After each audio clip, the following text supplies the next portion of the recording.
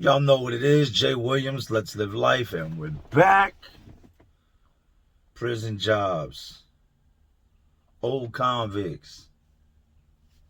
Damn, why do you have to kill the cat? I done seen it. Let's relive it. Now, when you think of prison jobs, you probably think of somebody mopping a hallway, somebody cleaning cells or toilet bowls, somebody in a chow hall passing out food, somebody with a book cart passing out books, all the things you've seen on TV. When in reality, it's much more than that. You got a guy that works at commissary, that passes out commissary, one of the best jobs you can get on the compound, because you know where there's a will, there's a way. You got guys that work in these warehouses. Now, when I say warehouses, I mean warehouses. We call it enterprise here in the state of Virginia in the 804. In these warehouses, you might be doing anything. Powhatan used to have the license plates, factory. So if you went to DMV and you got license plates put on your car, little did you know those license plates were stamped, painted, and pressed in a prison and had been through the hands of an inmate before they got to you. One of the places I was at, Greensville, we had a place that they made cubicles. It had a sanding pit. We had what's called main laundry. All the other institutions that didn't have a big laundry facility, their laundry would show up to our prison. And these are these big industrial washing machines that the guys there would wash other guys' clothes in. Their clothes come in a bag, like a mesh bag, nylon. You tighten a knot. It's got a tag on the side with your name and your cell number on it so that your stuff doesn't get mixed up with others. You had the property job. Working at property is anything you order that you're allowed to have from an outside vendor must first come through property.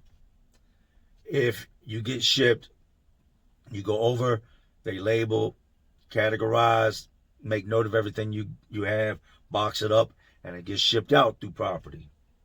If something gets confiscated from you, taken, along the lines of electronics, shoes, clothing, jewelry, it gets sent over to property. So if you work over property, that's a great hustle. To be able to come back with a gold chain with a Jesus piece on it that somebody got caught with is a good hustle. I'd seen everything come from property, from, icy white G-Shock watches, Timberlands, gold grills.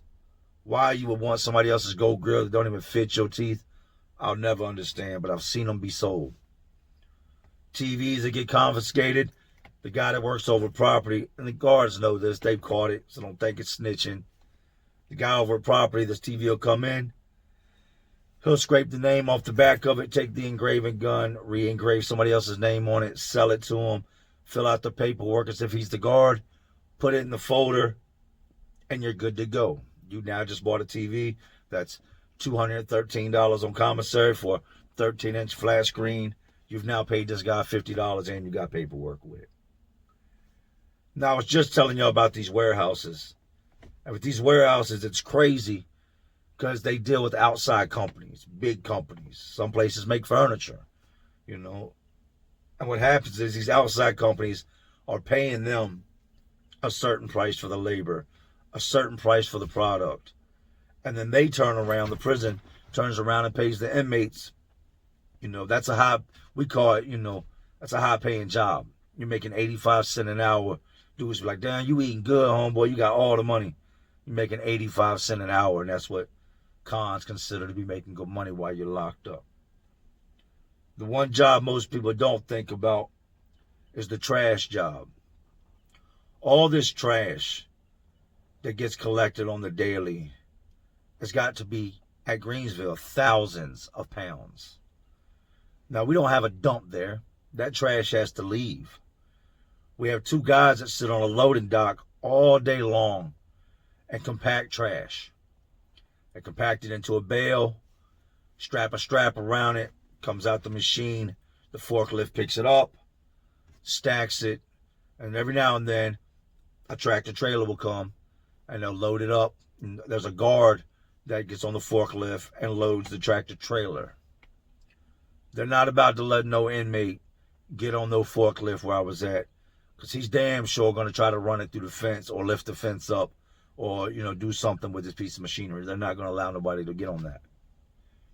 I had a friend named Smitty, old Smitty, man, and I was maybe 27 when I met Smitty, and Smitty had to be probably 48, 45, somewhere in that range. People ask about the vets, and I ran across quite a few military vets. Smitty was an ex-Army Ranger. Smitty had been to the Gulf War, Iraq, all these different places, Kuwait, and Smitty had really done things, man. Me and Smitty would get pretty close, man. Smitty was my old head, and I looked up to Smitty, man. Smitty had a lot of knowledge. He had a hustle. His hustle game in there was just insane.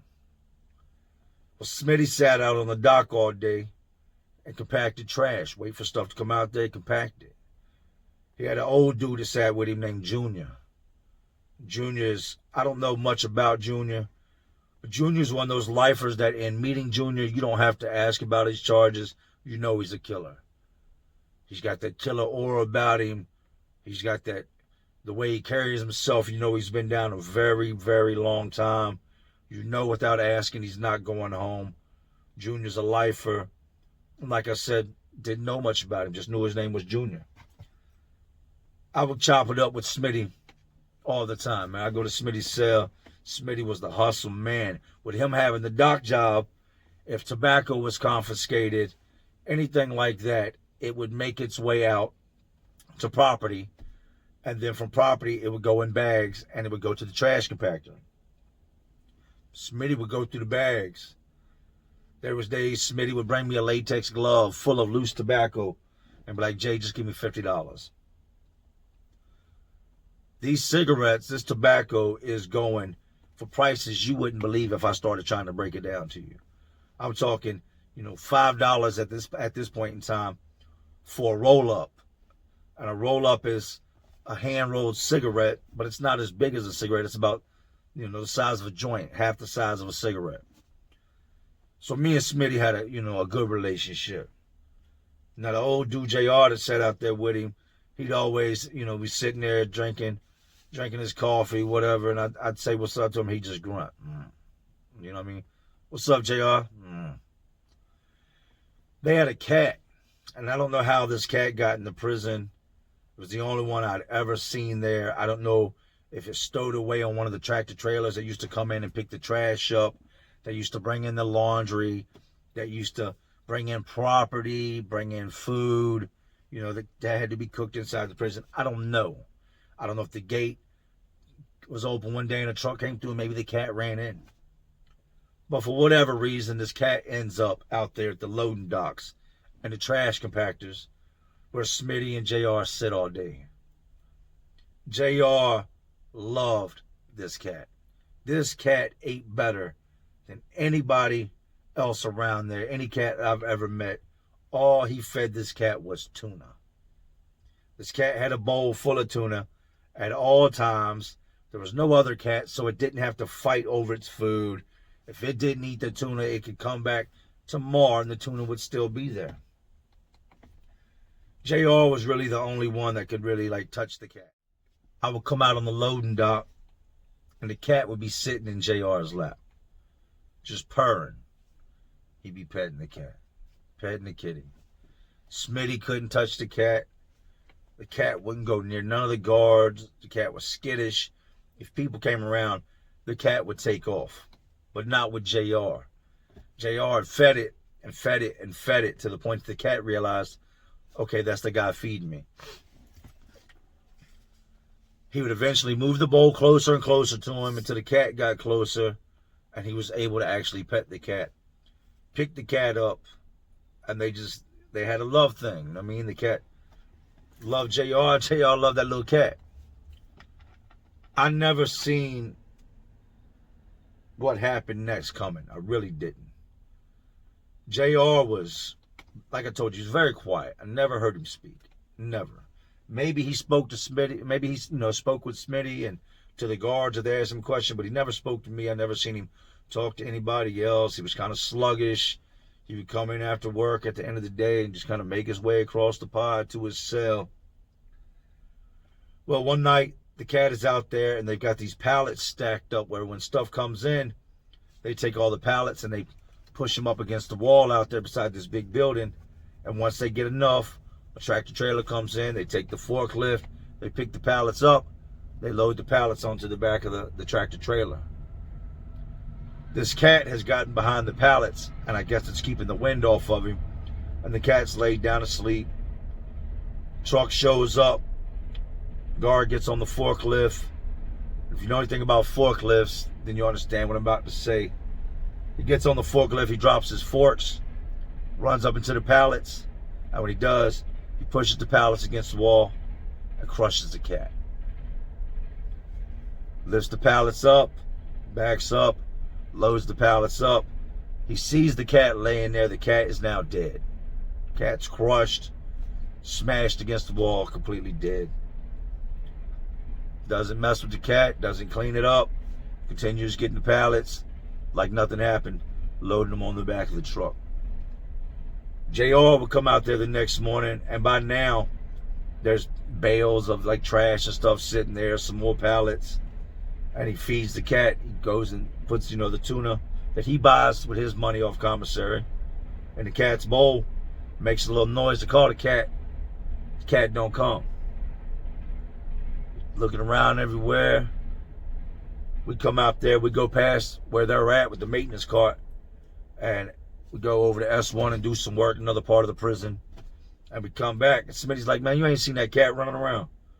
And I'm like, nah, bro. He's like, man, JR's snapping, man. He's about to lose it, man. The dude's going nuts looking for this cat. I said, nah. At the point, we didn't know the cat was dead.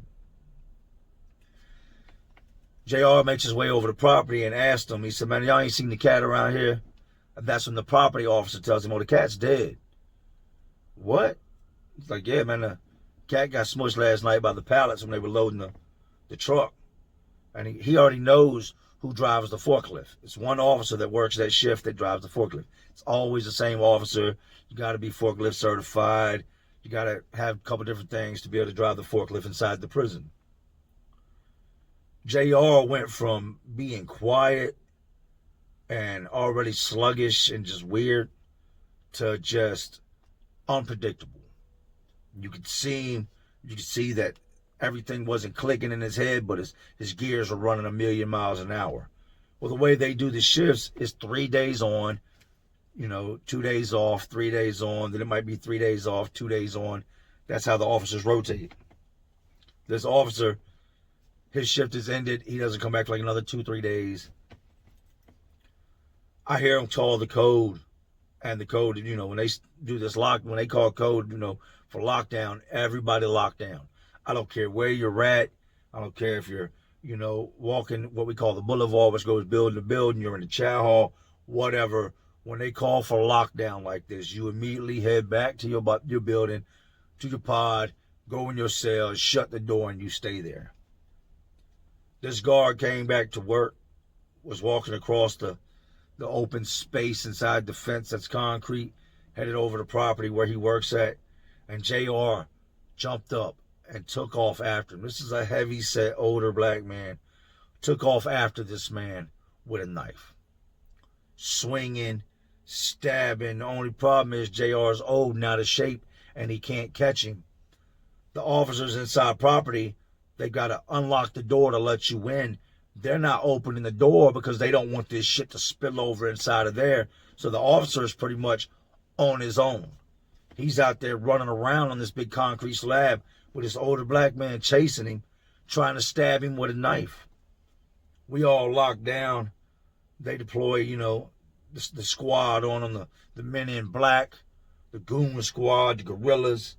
They go out there with their shields, their helmets, and this guard by now has been running. And, running from JR for 3 or 4 minutes. And Smitty is old convict. Smitty's just sitting there by the trash compactor watching. He ain't involved. They come running out. Everybody down. They lay Smitty down. JR don't respond. They hit him with the pepper spray, beat his ass, beat him down. JR had found the cat. JR went over there, got the cat, picked the cat up, put the cat inside of a trash bag, and at the end of the days, he'd have to take the trash cans that were left on the dock and push them back to the buildings that they go to. JR took this cat, put it in a bag, and pushed it back to the building, took the cat out the bag, put it in a cell, and that night when they called the yard, he took it out on the yard and he buried it. Like, you know what I mean? He really loved the cat. Something snapped in him. I don't know if he hadn't had no affection in a very long time. If that cat maybe was the only thing that had shown him any love or that had actually been nice to him. But it caused this man to snap. They would beat him up. Like, from what I heard, they beat him up pretty decent. Scuffed him up, rubbed his face all on the gravel and the concrete. Took him to the hole. Now he's got a, attempted, assault, attempted murder on an officer with a knife. And like that, he gets shipped. These aren't the things people think of when they think of prison. Pause.